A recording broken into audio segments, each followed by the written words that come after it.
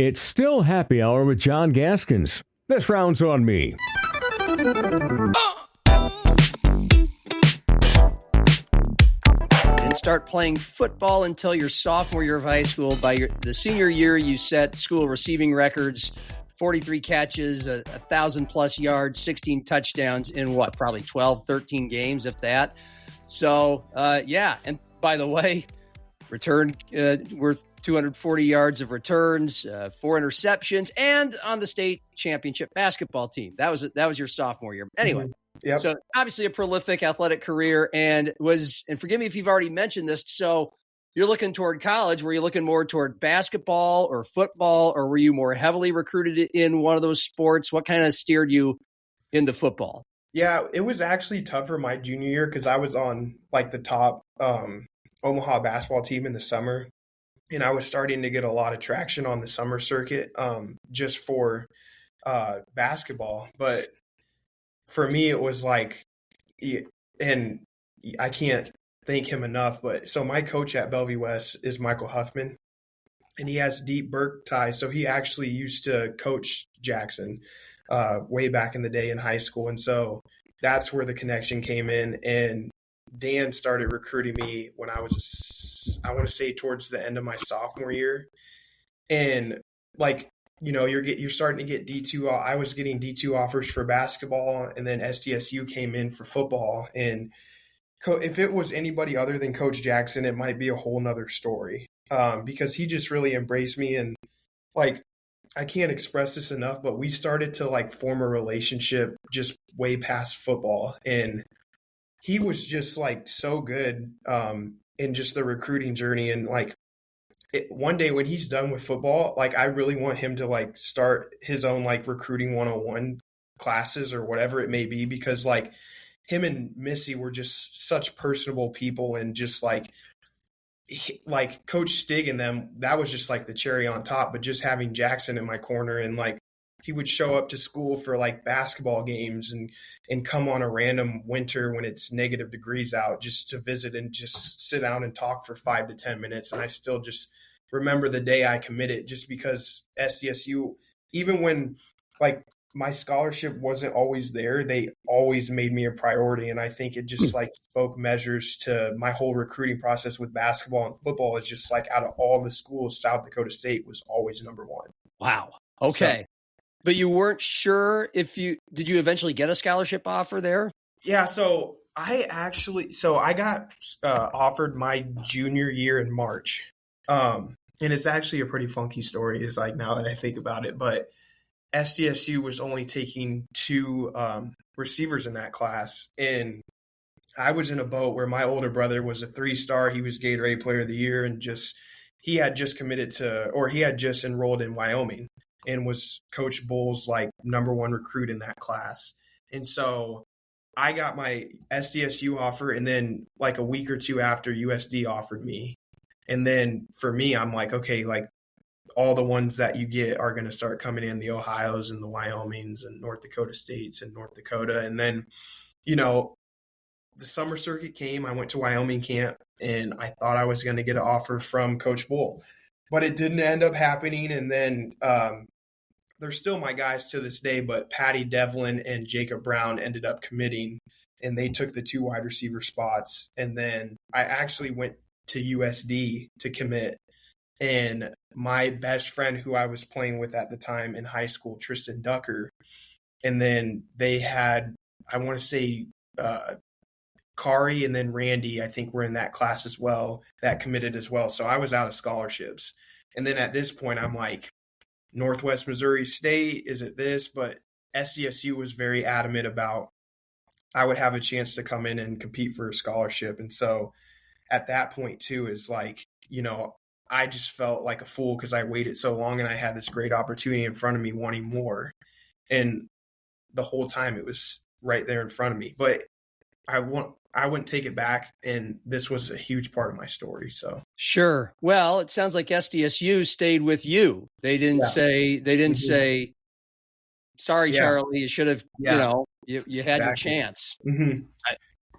Was that true? And what did that mean? Basically, yeah. And I still remember the day that I committed, and it was like, nowadays they have the early signing period, but my senior year, I don't think it was that rule was implemented yet, that maybe it was, maybe it wasn't, that people can sign early.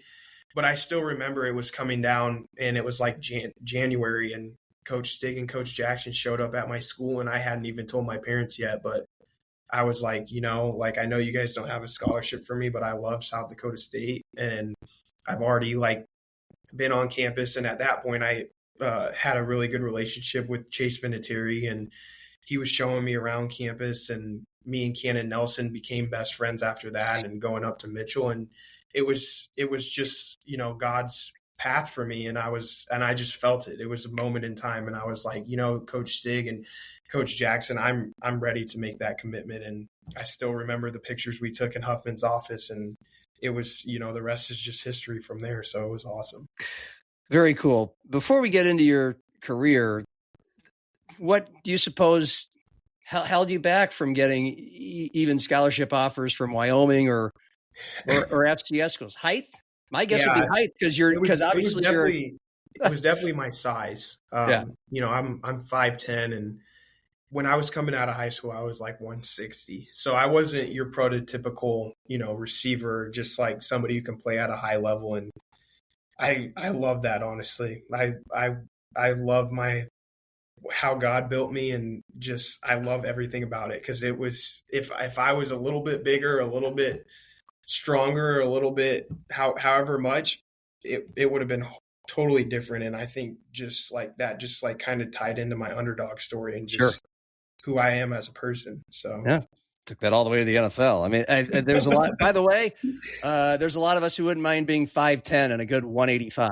It's not. Yeah, I know. In your world, it's not enough a lot of the times, but you decided to redshirt your freshman year, 2016, and or I don't know if that was your decision, but you did. Yeah. And you had a front row seat. Okay, that year it was kind of a breakthrough year for Jackrabbit football.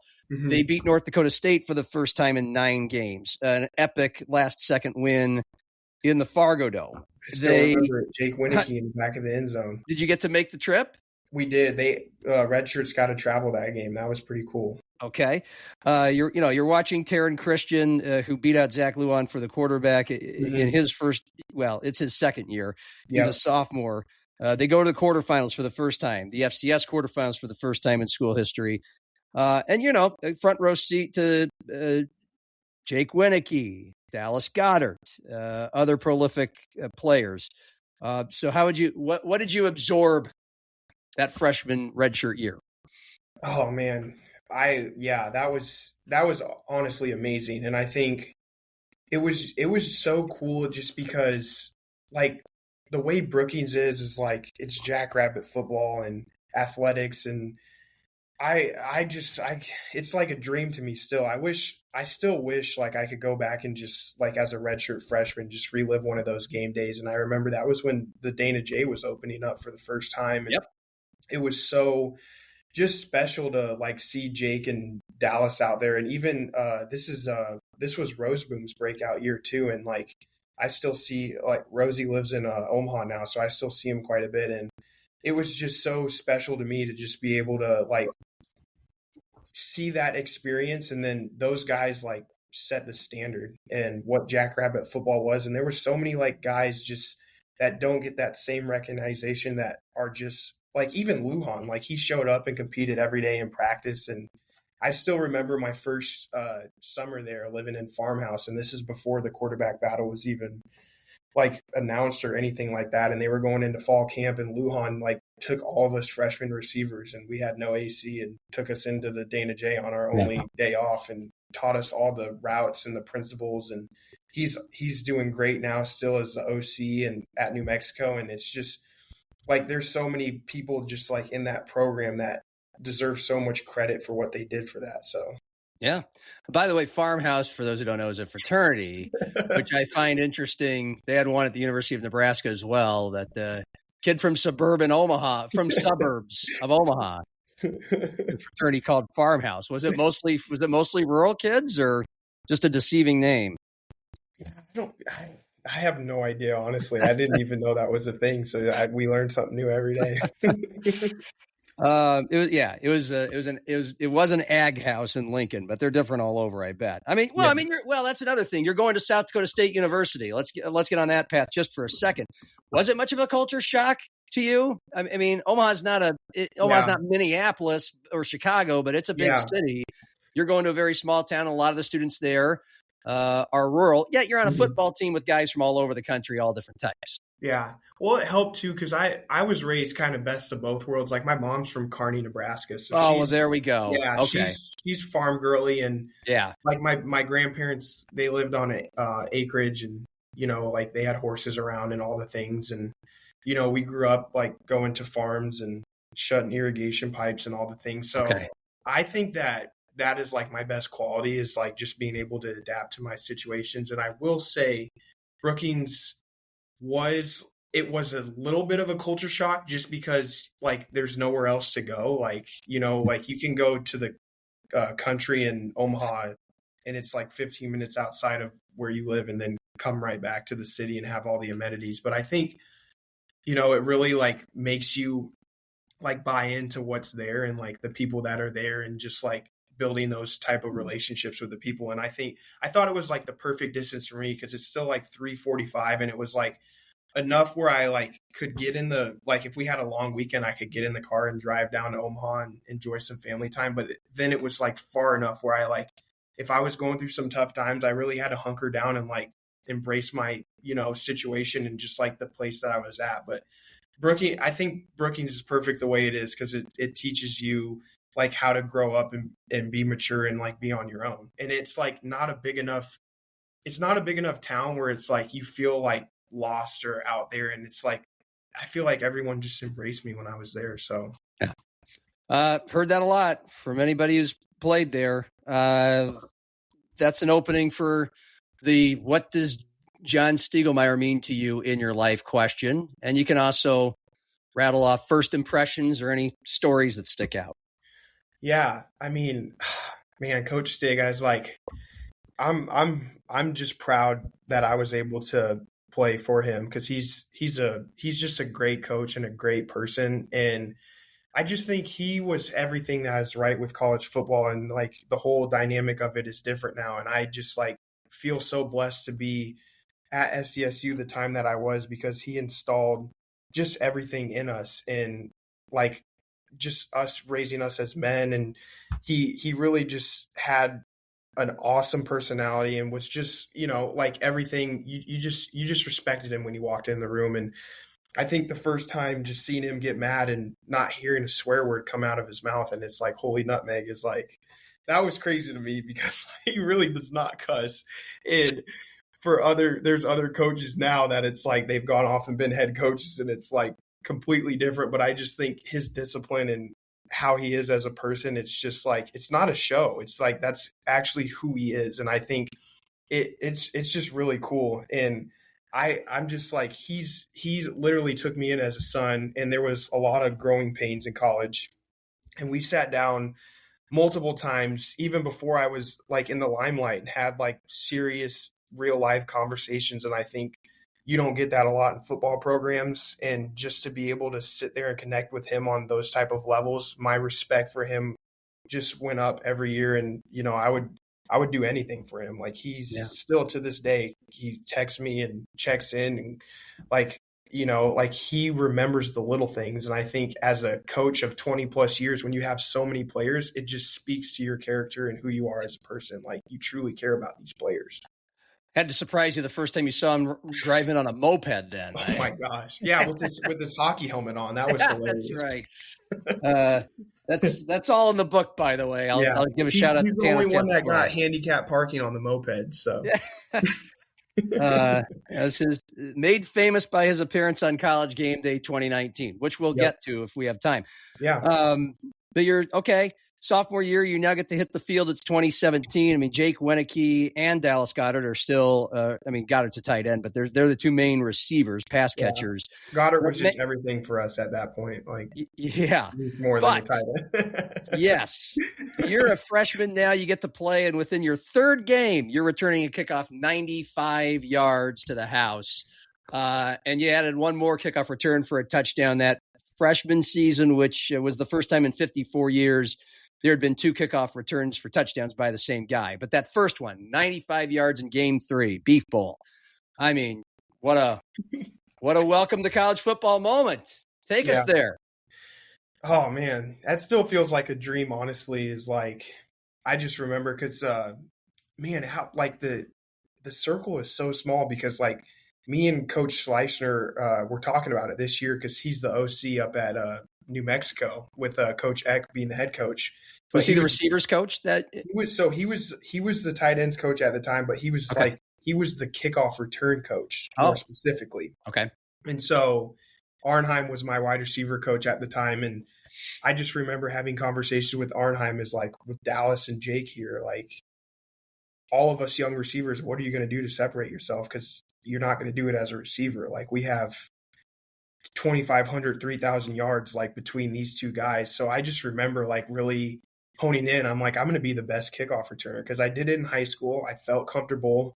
And just for me, it was like when I got that little sliver of hope and little sliver of opportunity, I was going to do something with it. And just like our kickoff team that year was unbelievable. Like everybody was just so like with the plan and wanted to like make it work. And I think after that kickoff return happened, it just set the standard for the rest of the year and what it was going to be. And just like, hey, just block for 2 to 3 seconds. I got you guys on the back end. And I just feel like that moment was just like so defining in my college career was like, okay, like I can establish myself as something more on this team and then start to earn these guys' trust around me. And I feel like it just opened up perfectly for me after that. So what impressions and influences did both Jake Weineke and Dallas Goedert have on you? Man, I can't. What was it like to be around them and a teammate and a receiving teammate of those two in their prime? Well, it's pretty cool because like if you truly know the two guys, they're like completely opposite, but then when they get on the field, it's like they're the same person. And so I like to say it was like the best of both worlds. It's like, you know, Dallas was just a really cool dude, and so is Jake, but just those guys, you know, once I started to like kind of perform a little bit, they took me a little bit more serious, and I wasn't just like the class clown anymore, and they just like really embraced me. And then the more and more like as time went on, like Jake is just like, I've had some like really vulnerable conversations with him, and he's like, I still consider him my big brother. And Dallas the same way, is just like always like those guys gave me so much confidence in who I was as a person. I think they don't realize how much they just like installed in me and just wanting to be great like them. And I just think it was really fun. It almost felt like high school football again. It's just like you go out there and just take over. And I just saw the impact they made, and I'm like, I can do that. Like I want to do that. So it was really cool. I mean, the big moment, anybody who watched the games with Dallas Goedert was a one-handed catch that he made early in the season against Drake. Yeah. It's still there. But did you see, what kinds of freak things did you see in practice or on a daily basis that you still remember? I mean, I feel like Dallas used to get yelled at every day because he would only put one hand up. Like he would never catch it with two hands. And then they're like, in the game, you're going to catch it with two hands, but he was still catching it with one hand. So like Dallas was insane, especially in practice. It's like, you just see some of this stuff and you're like, this guy should not be moving like that. He is this big and he's moving like he's my size. And like Jake's the same way, and just like they did it in practice. I think that was like the biggest thing too, is like they did what they did in the game in practice, and they just showed up every day and just set the tone. So it was fun. It was really fun. But I think most people know what you mean by different personalities, but explain it with a memory or a little bit more vivid detail. Yeah, I think, you know, so like I'm trying to keep it PG, but like Jake is like, you know, like on a Friday night, like, you know, we're playing cards and staying in the house, and Dallas was, you know, I had the best of both worlds. So Dallas was like a little bit my speed sometimes, where it was like, we're having a good time and enjoying ourselves and all the things. So I got you. I got you. it was good. We know what you mean.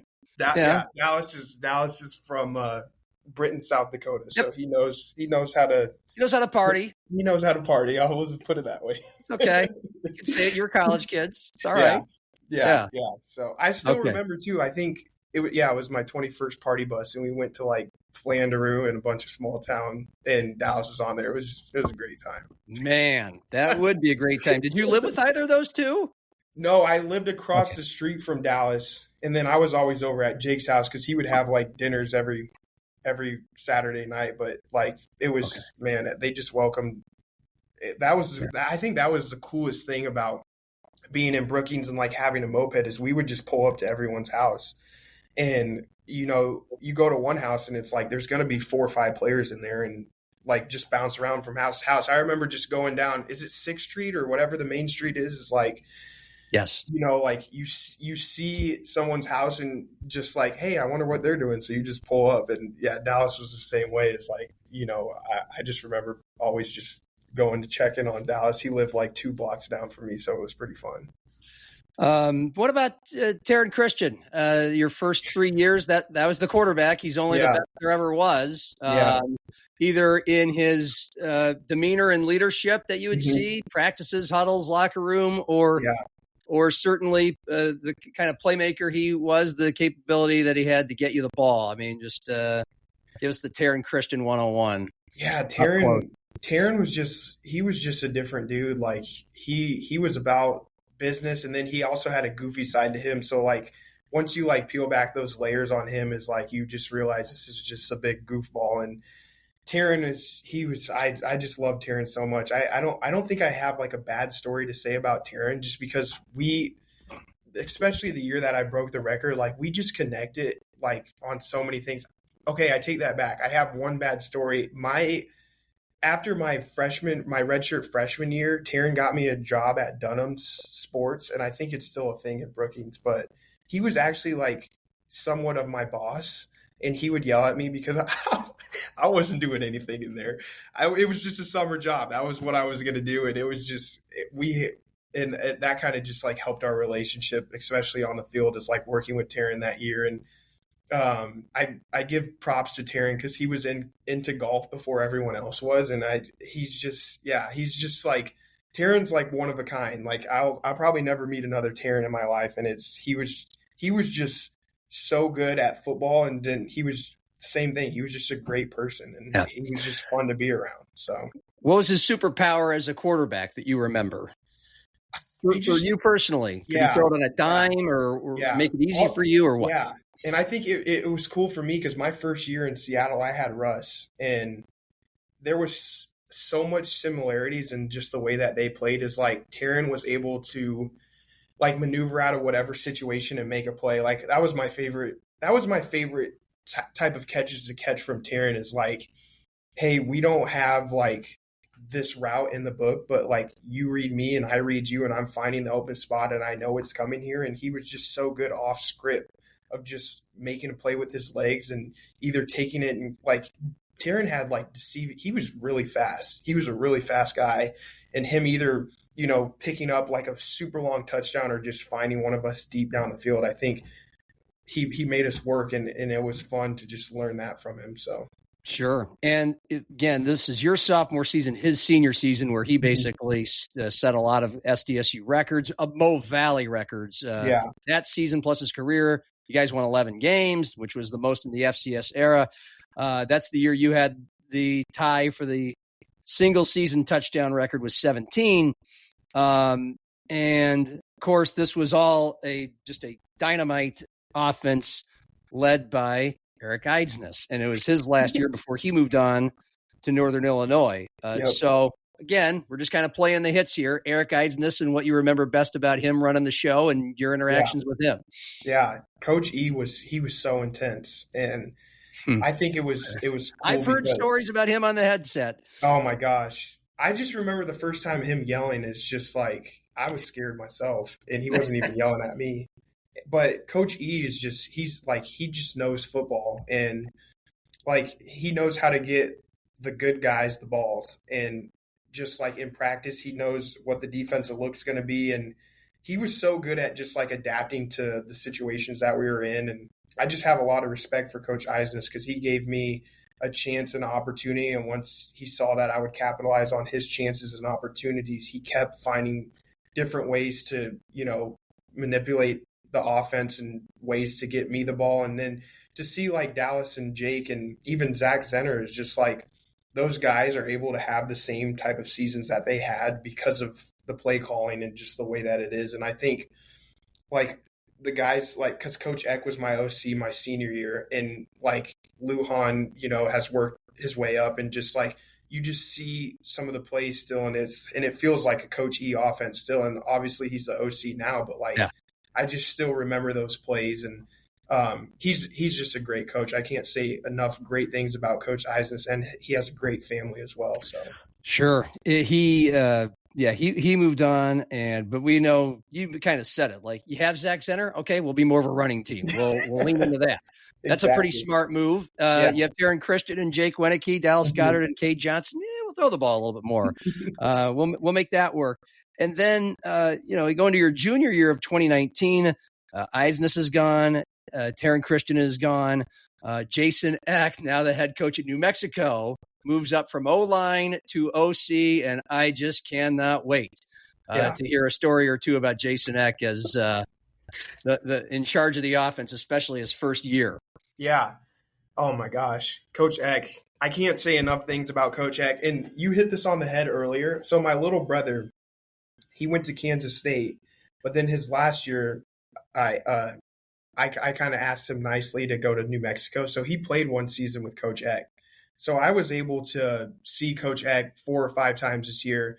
And it's a crazy story because Keegan, he left and got in the transfer portal for the second time. And it was one of those things where he was dealing with coaching changes and injuries, and he was still getting like some bigger like Michigan States and Stanfords and Kansases to like go to school there. And I remember New Mexico, Coach Eck texted me and was like, hey, we have a spot for your little brother. He'll be featured. He'll be our number one guy. And I think that hit it right on the head. Is like Coach Eck is a man of his word. And his confidence, his confidence is just gleaming. And I just being around him, it makes you want to be confident. And I just think he has that swagger as just big dude, and he just knows exactly who he is. And I think, that's the funniest thing is like one of my teammates took a video of him one day, and it was like we had just got done with, they called it a Hell Week, and he was in the locker room, and I just remember he had one shoe on and one shoe off, and his hair was all over the place. It looked like he had just slept at the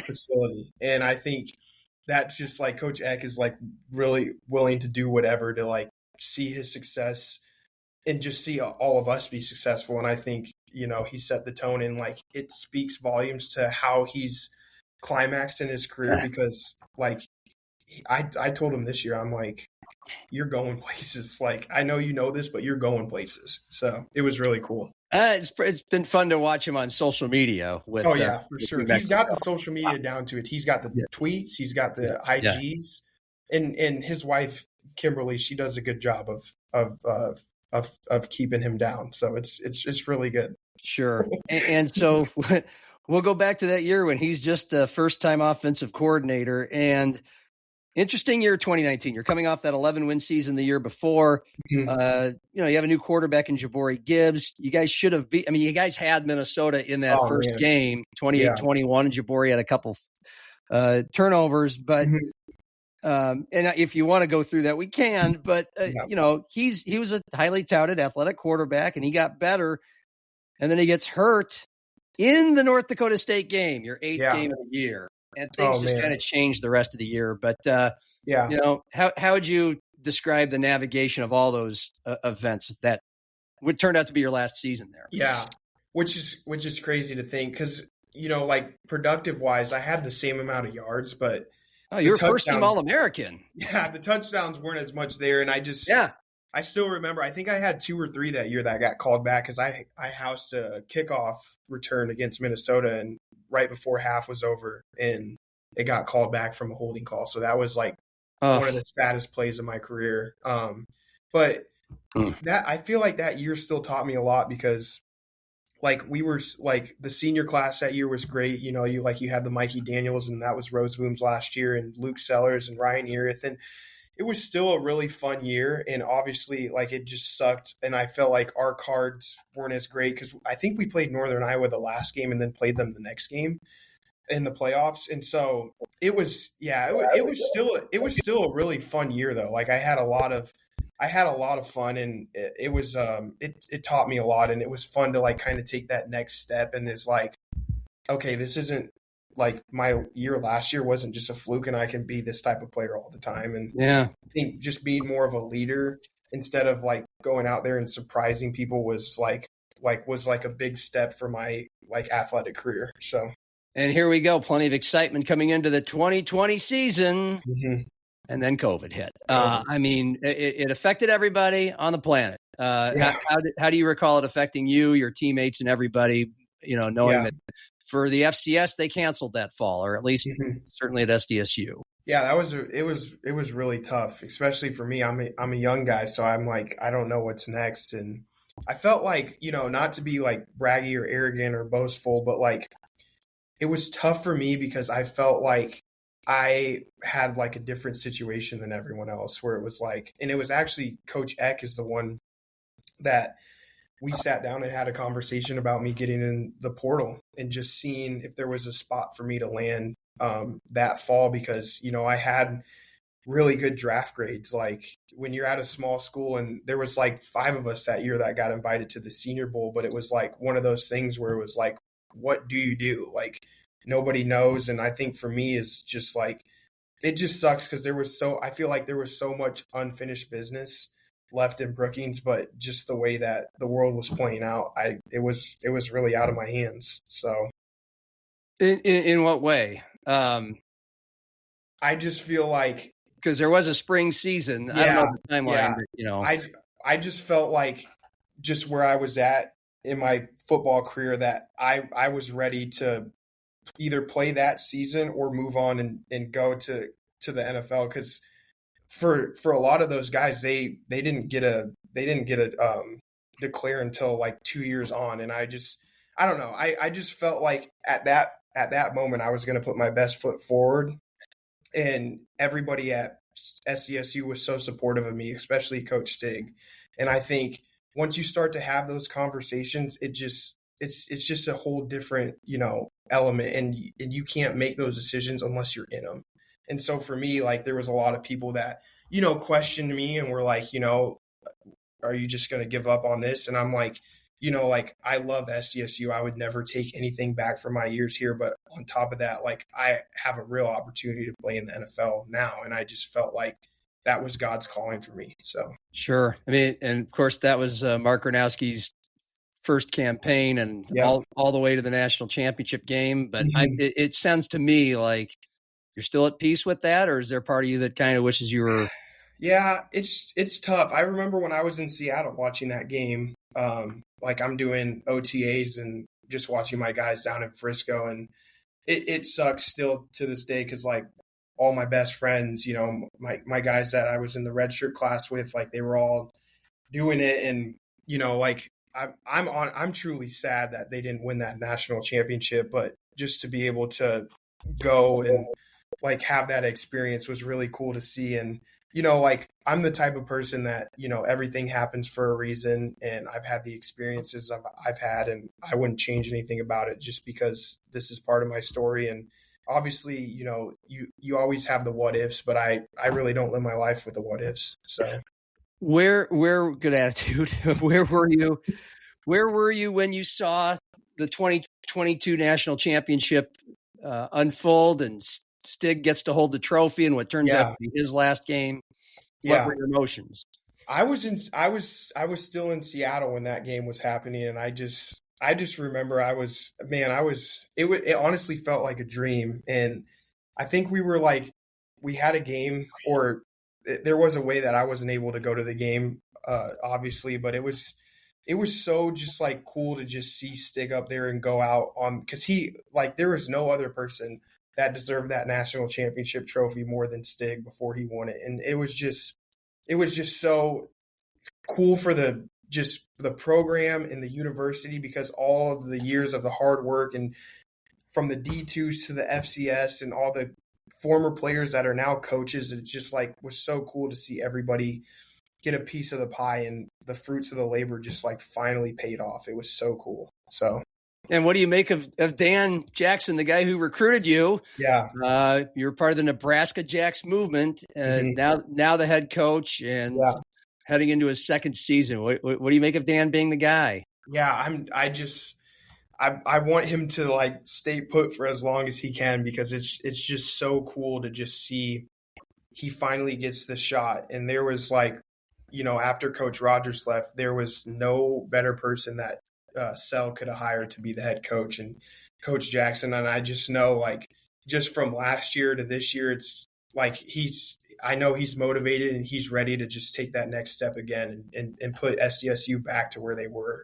And I love Coach Jackson. Like, I love him more than as a person than a coach. And he's just there. I couldn't say any more great things about him, because I know he's got that program going in the right direction. So just a couple more. I mean, I can't help but asking you, going back to that period of time, the COVID, the decision to forego your senior year, take the NFL opportunity.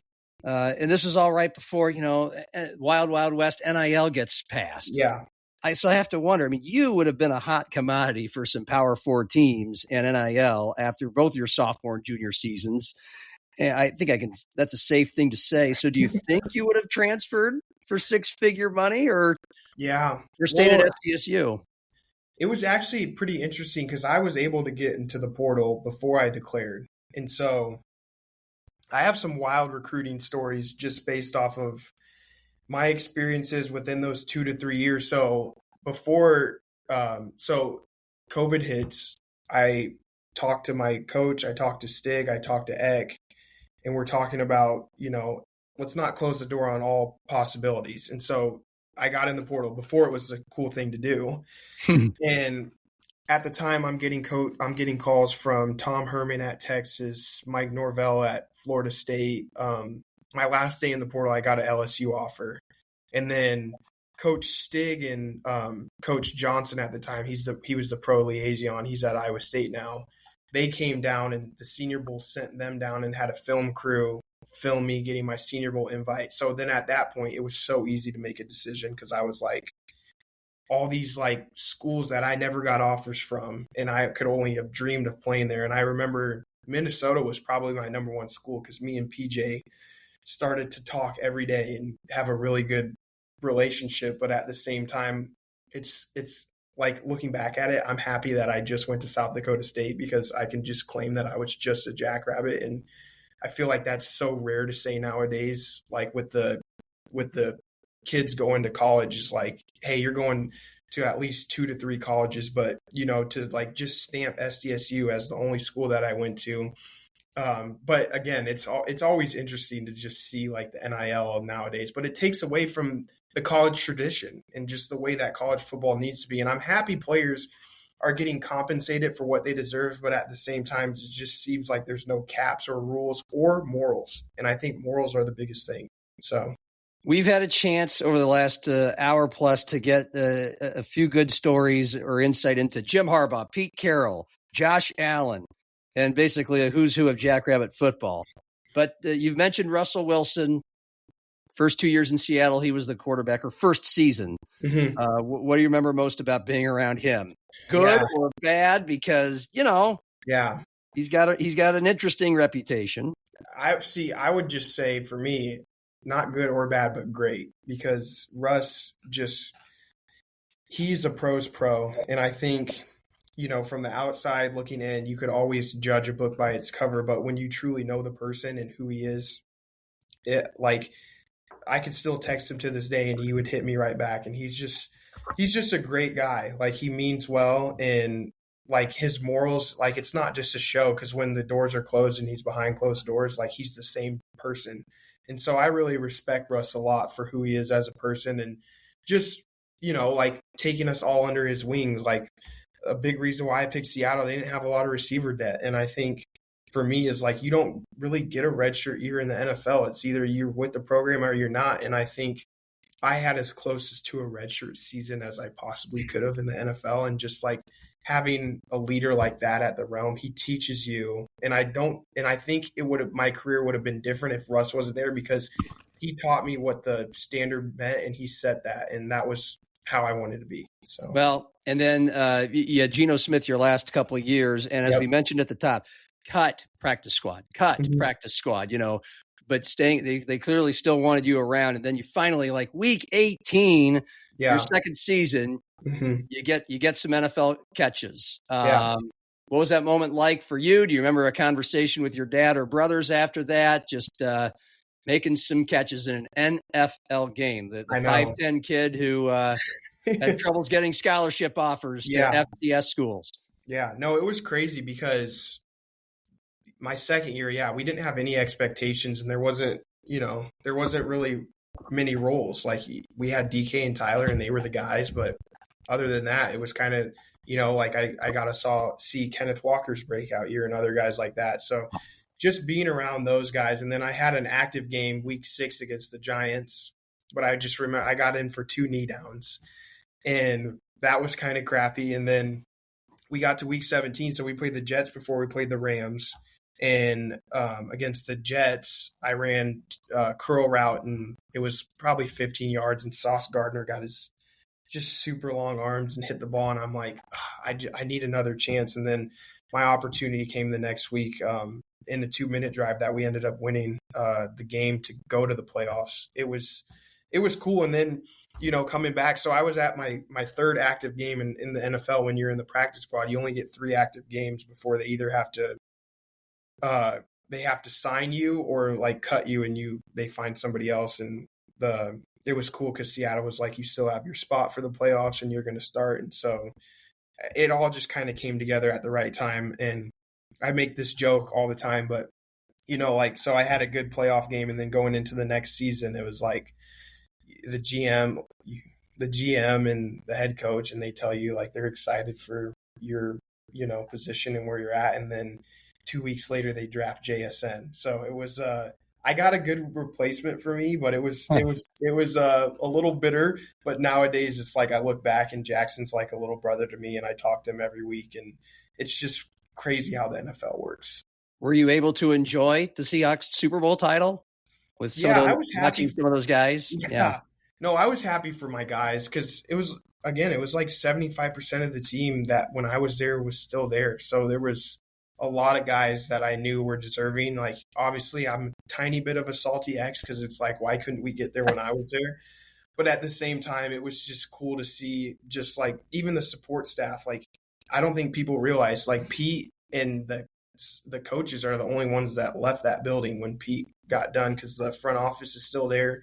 They kept the strength coaches and the, athletic trainers, and then a lot of the team was still there. They just put the right pieces into play. So, wow.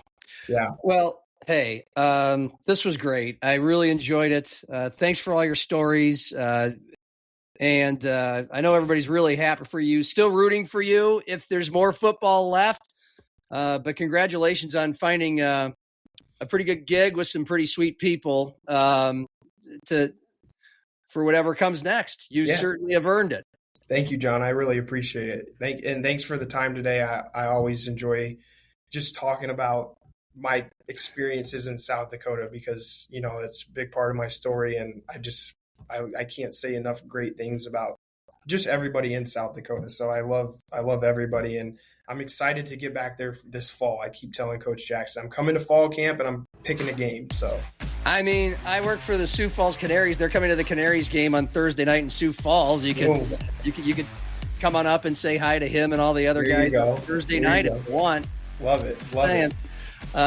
He's Cade Johnson. Stay right there, Cade, to make sure everybody else gets to enjoy this conversation. But that's it for today's show. For video producer Cordell Wright, I'm John Gaskins. Happy hour, and cheers.